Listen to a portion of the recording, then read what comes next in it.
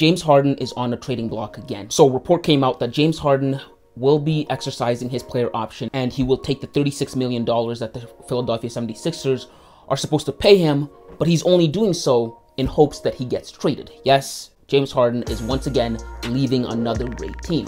So James Harden's tenure with the Philadelphia 76ers is coming to an end. He's only been there for about a year and a half. If you guys remember how he got there, James Harden's journey to Philadelphia started as this. He demanded a trade out of Houston in 2021. He got traded to Brooklyn at the beginning of the 2022 season, and then in the middle of the 2022 season, he demanded a trade out of Brooklyn to Philadelphia. He demanded a trade out of Brooklyn to Philadelphia because things weren't working out with the other two superstars that he had, Kevin Durant and Kyrie Irving. Now, this is very alarming to me because James Harden was my favorite player growing up. So I loved James Harden in Houston. He was my absolute favorite player. I loved the rival that the Houston Rockets had with the Golden State Warriors, even though it wasn't much of a rival because the Warriors kept winning. But I just loved cheering for the underdog, and I loved James Harden's game. And to see what James Harden has become, it's very saddening. And what do I mean by that? James Harden went from literally being the best offensive player statistically, being compared with like the likes of Kobe, being compared with the likes of Michael Jordan, to becoming what is now, if we're being honest with ourselves, a glorified journeyman. James Harden and Russell Westbrook honestly are in the same boat. If we take a look at them, Russell Westbrook has been on like 5 teams in the last 5 years. The OKC Thunder, the Washington Wizards, the Houston Rockets, the Lakers, and then the Clippers in like a span of 5 years, right? That's a tall tale that you're not as good as you once were, or you're not as good as you think you are, right?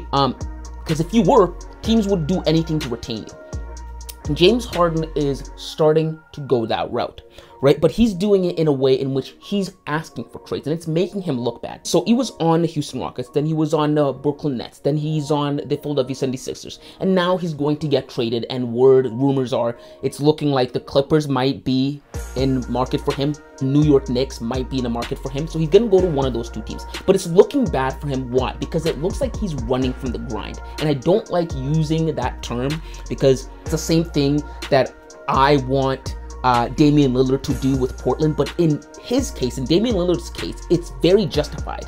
The organization just can't do anything for Damian Lillard, yet he stays with them, and he, in my opinion, he shouldn't. But this is not the same thing with James Harden. James Harden has had 2 really good teams, the Brooklyn Nets and the Philadelphia 76ers, both teams capable of winning championships, right? And this year was very interesting, right? The Philadelphia 76ers in the playoffs this year had the Boston Celtics on the ropes. They were up 3-2 on them, and we're going back to Philadelphia for Game 6. But they failed to close the deal. And why is that important? Because James Harden has that history. James Harden has that history of choking, coming up short in the playoffs, and that is one of the reasons that I've been ripping out my hair watching James Harden dating back to 2015. James Harden has lost to teams he has no business losing to, like the San Antonio Spurs in 2017 that didn't have Kawhi Leonard. James Harden got blocked by Manu Ginobili and they lost in 6 games. James Harden chokes again against the Golden State Warriors in 2018 when the Rockets went 0 of 27 from 3 and they missed going to the NBA Finals. And so when the Philadelphia 76ers had James Harden on their roster and they were literally 1 game away from going to the conference finals, in which they could have gave the Miami Heat a run for their money. They could have beaten the Miami Heat. What happened? James Harden and the Philadelphia 76ers came up short. And I want to preface this. The blame isn't only on James Harden. Joel Embiid also takes blame here too. Coach Doc Rivers also takes blame here too. Why? Because those 2 guys have their shortcomings as well. Joel Embiid always loses in the second round. He's always being compared to big men like Nikola Jokic. Yet Nikola Jokic has made the conference finals 2 times and he's won an NBA championship. Yet next season, Joel Embiid will be 30 or was it 31? All he will have to his name is an MVP trophy. He hasn't made 1 single conference finals. He always loses in the second round. Last year, they lost to the Atlanta Hawks. I mean, Trae Young has more conference final appearances under his belt than Joel Embiid does. So Joel Embiid isn't off the hook. He has some blame to take here too. And then there's Doc Rivers, their coach that just got fired. He has a track record of blowing crucial leads. I think he's lost 10 Game 7s. He blew a Game 7 while he had Kawhi Leonard and Paul George in Los Angeles to the Denver Nuggets. That is unexcusable. Having those three people with their history of failure, it was always inevitable that the Philadelphia 76ers were going to mess this up. It was right there for them for the taking. It was Game 6 in your house, you're up 3-2, it's time to close out.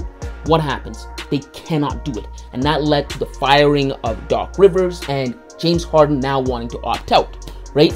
And in my opinion, it's the wrong decision. Why? Because not only does it make him look bad, because it makes him look like he's running from the grind or he's just chasing the next super team, and he doesn't want to actually put in the work anymore and build and actually grind like he used to in Houston. Like, yeah, he used to fail a lot in the playoffs in Houston, but at least he stuck around and grinded to make his way to the playoffs. Now it looks like he just wants to join the next super team that will give him the best odds, right?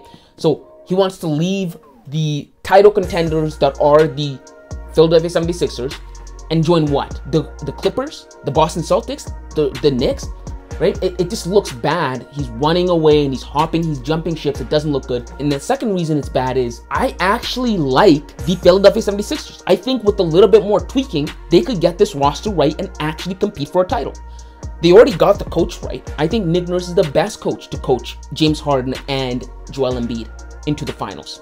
I think he can do it. He did it with Kawhi Leonard, and I think he has the experience to coach these two superstars to the finals.